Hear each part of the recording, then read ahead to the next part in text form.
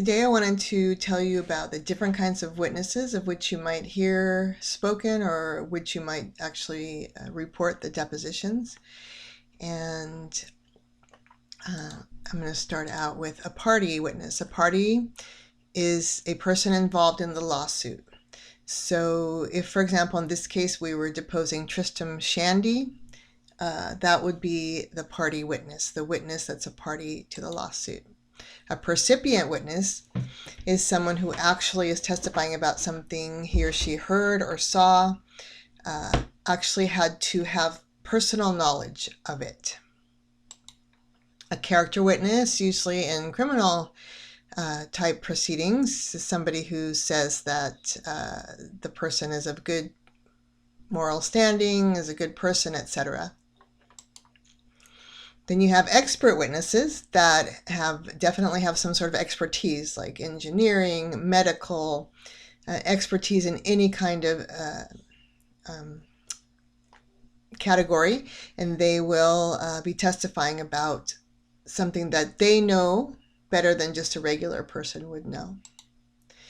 And you have a couple of kind of experts. You have a consulting and a testifying. So a consulting expert will not be testifying, will just be employed or be hired by a law firm, for example, to explain certain medical things or engineering things, to explain it to the attorney so they understand it better. And then there's a testifying expert, which will speak in front of the judge, the jury, or at deposition. You'll hear the word PMK and PMQ, basically means the same thing, person most qualified or person most knowledgeable.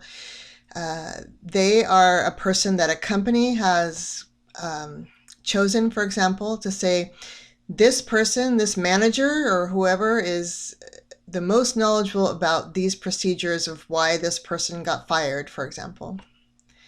A retained expert, again, is somebody who is employed to give testimony in the case. So in the case of the slide we saw before, you had a testifying and just a consulting. So retained means they're going to actually testify. They're going to testify, so they can be testify in deposition or testify in trial. A non-retained expert is they're just experts in the field, but they're not going to be testifying.